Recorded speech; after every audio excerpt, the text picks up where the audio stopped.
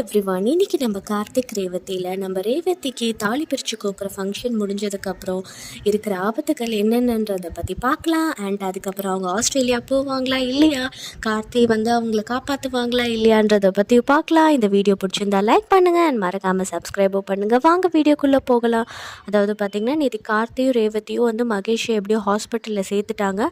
சேர்த்து முடிச்சதுக்கப்புறமா அவங்க மண்டபத்துக்கு போகலாம், எல்லோரும் காத்துக்கிட்டு இருப்பாங்கன்னு சொல்லிட்டு உடனே வந்து மண்டபத்துக்கு வராங்க. மண்டபத்துக்கு வந்ததுக்கப்புறமா பார்த்திங்கன்னா, ரேவதி வந்து ஒரு மாதிரி பித்து பிடிச்ச மாதிரி இருக்காங்க. ஏன்னா அங்கே ஒரு விஷயம் நடந்தது, அதையே தான் யோசிச்சுட்ருக்காங்க.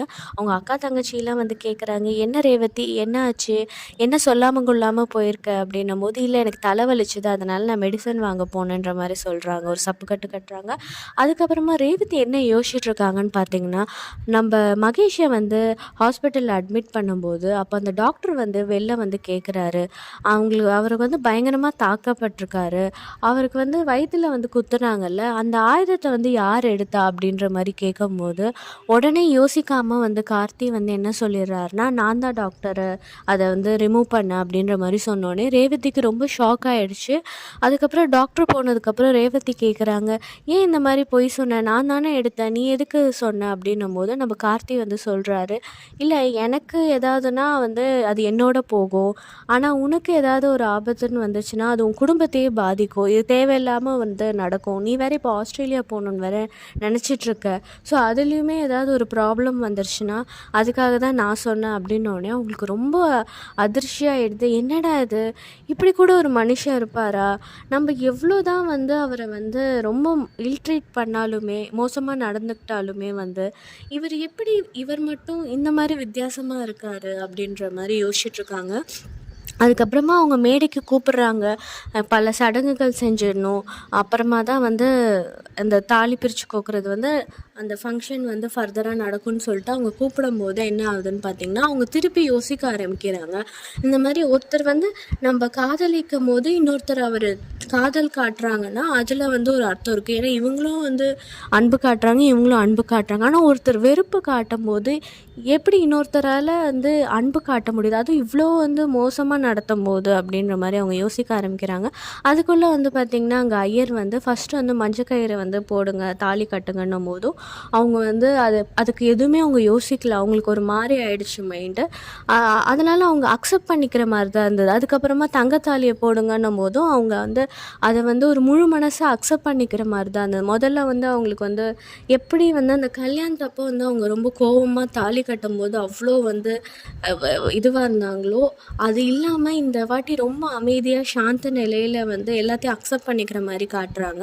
அதுக்கப்புறமா வந்து பார்த்திங்கன்னா, நம்ம சாமுண்டீஸ்வரி அவங்களுக்கு வந்து ரொம்ப புரியல, யோசனையாகவே இருக்குது. ஏன்னா அவங்களோட பிளானே வந்து என்னன்னு பார்த்திங்கன்னா, இந்த ஃபங்க்ஷனில் வந்து நம்ம மகேஷையும் மாயாவையும் நிற்க வச்சு உண்மையை சபை முன்னாடி சொல்லி, இதனால தான் வந்து கார்த்தி வந்து கல்யாணம் பண்ணார் அப்படின்ற மாதிரி சொல்லி எல்லாருக்கிட்டையும் வந்து ப்ரூவ் பண்ணலாம் அப்படின்ற மாதிரி வச்சுருந்தாங்க. பட் அது இங்கே நடக்கலைன்னும் போது அவங்களுக்கு ரொம்ப குழப்பமாகவும் இருக்குது. அண்ட் இன்னொரு பக்கம் என்ன அப்படின்னு பார்த்திங்கன்னா, அந்த மகேஷ் வந்து எங்கே போனார் அப்படின்ற அந்த ஒரு யோசனையும் இருக்குது. இப்போ இங்கே பார்த்திங்கன்னா வந்து அந்த இடத்துல வந்து என்னென்ன ஆபத்துகள்லாம் வந்து ரேவதி காத்துட்ருக்குன்னா பார்த்திங்கன்னா, முதல் விஷயம் வந்து நம்ம சாமுண்டேஸ்வரி வந்து அவங்க சொல்லியிருக்கவே மாட்டாங்க நம்மளை மகேஷை குத்த சொல்லி. மிஞ்சி போனால் வந்து கடத்த மட்டும்தான் வச்சுருப்பாங்க ஒழிய அவங்க அந்த மகேஷை தாக்கணும் இந்த மாதிரிலாம் நடக்கணும். ஏன்னா அந்த ரவுடிங்க வந்து சடனாக வந்து தான் வந்து மகேஷை வந்து தாக்குனாங்க. ஸோ அப்போ அங்கே வேறு யாரோ ஒருத்தர் இருக்கார், இந்த பிளானில் வந்து ஒன்று சாமுண்டேஸ்வரியை மாட்டி விடணும், இல்லை ரேவதியை வந்து மாட்டி விடுறதுக்காக போட்ட பிளான் தான். அங்கே வேறு ஒருத்தர், மேபி அது சிவனாண்டியாக இருக்கிறதுக்கு சான்சஸ் அதிகமாக இருக்குது. ஏன்னா அவங்களுமே ஒரு பக்கம் மாயாவும் மாயா இல்லை சந்திரகலாவும் சிவனாண்டியும் ஒரு பக்கம் மகேஷை தேடிட்டு இருக்கும் போது அது சாமுண்டேஸ்வரி தான் கடத்துனாங்கன்றது ரேவதியே கண்டுபிடிச்சிட்டாங்க. ஸோ கண்டிப்பாக சிவனாண்டியும் சந்திரகலாவும் கண்டுபிடிச்சிருப்பாங்க அவங்களும். ஸோ அதுக்கப்புறமா அந்த ரவுடிகளை வந்து அவங்க வந்து அவங்களுக்கு ஏற்ற மாதிரி திருப்பி விட்ருக்கிறதுக்காக தான் வந்து வந்து நம்ம மகேஷை குத்திட்டு அவங்க ஓடிட்டாங்க. அவங்க அங்கே கூட இல்லை, ஏன்னா இது வந்து சாமுண்டேஸ்வரி கொடுத்த இன்ஸ்ட்ரக்ஷன் கிடையாது குத்துறது. ஸோ இதுக்கப்புறமா வந்து பார்த்திங்கன்னா, இந்த விஷயம் நடந்தது பார்த்திங்களா, நம்மளோட ரேவதி வந்து அந்த கத்தியை வந்து வெளியில் எடுத்தாங்க பார்த்திங்களா. ஸோ அதை வந்து வேறு யாரோ வந்து வீடியோ மாதிரி எடுத்து அதை எடிட் பண்ணி வே வேறு மாதிரி, அதாவது அவங்க தான் வந்து அந்த மகேஷை தாக்குன மாதிரி அதை ரெடி கூட பண்ணி அது வந்து ஒரு சாட்சியாக வந்து நாளை பொழுதில் வரத்துக்கு வாய்ப்பு அதிகமாக இருக்குது. ஸோ இதெல்லாம் வந்து தாண்டி என்ன தான் வந்து நம்ம கார்த்திக் வந்து நான் வந்து உனக்காக நான் வந்து எல்லாம் பண்ணேன்னு ஒத்துக்கிட்டாலுமே இந்த சாட்சிகளை வந்து எப்படி வந்து முறியடிக்க போகிறாங்கன்றது ஒரு பெரிய கேள்விக்குறியாக தான் இருக்குது. ஸோ அடுத்தடுத்து வந்து என்னென்ன நடக்க போகுது, இதனால் அவங்க ஆஸ்திரேலியா போவாங்களா மாட்டாங்களா அப்படின்ற ஒரு கேள்வியும் இருக்குது. ஏன்னா அவங்களுக்கே இப்போ லைட்டாக மனசு மாறி இருக்குது. ஸோ இதனால் வந்து இவ்வளோ பிரச்சனைகளை வச்சுக்கிட்டு அவங்க ஆஸ்திரேலியா போகிறதும், அது மட்டும் இல்லாமல் அவங்களுக்குமே கார்த்தி மேலே ஒரு நல்ல ஒப்பீனியன் வந்ததுனாலையும் இந்த பிளான்லாம் கேன்சல் பண்ணிவிட்டு அவங்க வந்து ஆஸ் யூஷுவல் நம்ம இடத்துல இருப்பாங்களான்றதையும் நம்ம அப்கமிங் எபிசோட்ஸில் பார்க்கலாம். இந்த வீடியோ பிடிச்சிருந்தா லைக் பண்ணுங்கள் அண்ட் மறக்காமல் சப்ஸ்கிரைபும் பண்ணுங்கள். தேங்க்யூ ஃபார் வாட்சிங்.